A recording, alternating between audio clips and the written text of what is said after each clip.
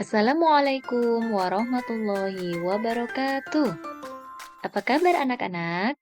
Ibu harap anak-anak selalu sehat ya.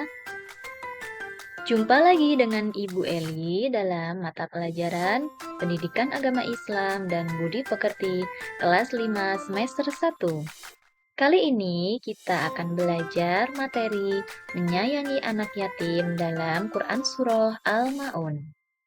Dalam materi ini diharapkan nanti anak-anak akan mampu melafalkan surah Al-Ma'un dengan benar dan mampu memahami makna isi pokok surah Al-Ma'un dengan benar.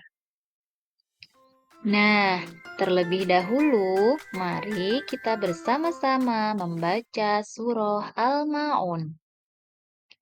Bismillahirrahmanirrahim.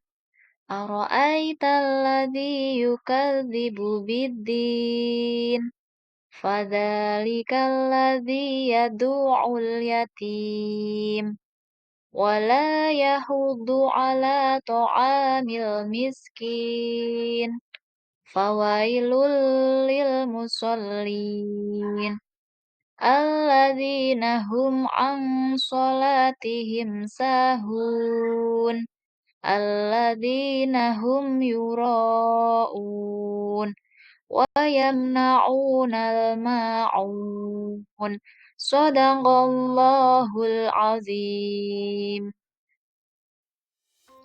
Anak-anak yang solih dan solihah, kata Al-Ma'un diambil dari ayat terakhir yang artinya barang-barang yang berguna. Surah Al-Ma'un terdiri dari 7 ayat dan termasuk ke dalam golongan surah Makkiyah. Tahukah anak-anak mengapa disebut surah Makkiyah? Ya, betul sekali. Karena surah ini turun di kota Makkah sebelum Nabi hijrah ke Madinah.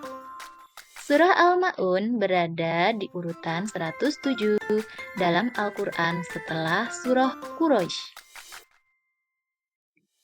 Nah, sebelum mengetahui makna isi pokok, mari kita baca terjemah dari surah Al-Ma'un. Ayat pertama, tahukah kamu orang yang mendustakan agama? Ayat 2, maka itulah orang yang menghardik anak yatim. Ayat 3, dan tidak mendorong memberi makan orang miskin. Ayat 4, maka celakalah orang yang sholat. Ayat 5, yaitu orang yang lalai terhadap sholatnya. Ayat 6, yang berbuat ria. Ayat 7, dan enggan memberikan barang yang berguna. Lalu, makna isi pokok surah Al-Ma'un. Dalam ayat pertama yang berbunyi, tahukah kamu orang yang mendustakan agama? Allah Subhanahu wa Ta'ala telah menjelaskan ciri-ciri orang yang mendustakan agama dalam surah Al-Ma'un. Ayat kedua yang berbunyi, maka itulah orang yang menghardik anak yatim. Menghardik anak yatim contohnya mencaci, memaki, bahkan membenci anak yatim dan tidak menyayangi mereka. Ayat ketiga berbunyi, dan tidak mendorong memberi makan orang miskin. Orang yang mendustakan agama adalah orang yang tidak mau membantu dan memberi makanan kepada orang miskin. Selanjutnya, ayat ke-4, 5, dan 6 yang berbunyi, maka celakalah orang yang sholat, yaitu orang yang lalai terhadap sholatnya, yang berbuat ria. Jadi, orang yang sholat tidak serta-merta celaka, namun celaka di sini diperuntukkan orang yang lalai akan sholatnya. Seperti contoh, sholat tidak tepat pada waktunya, menunda-nunda, sholat tidak khusyuk, dan tidak sesuai dengan syariat yang telah diajarkan oleh Rasulullah Shallallahu Alaihi Wasallam, serta berbuat ria dalam beramal solih. Kemudian, ayat terakhir yang berbunyi, dan enggan memberikan barang yang berguna. Maksudnya, tidak mau membantu orang yang membutuhkan, bahkan melarang orang untuk membantu orang lain. Bagaimana anak-anak?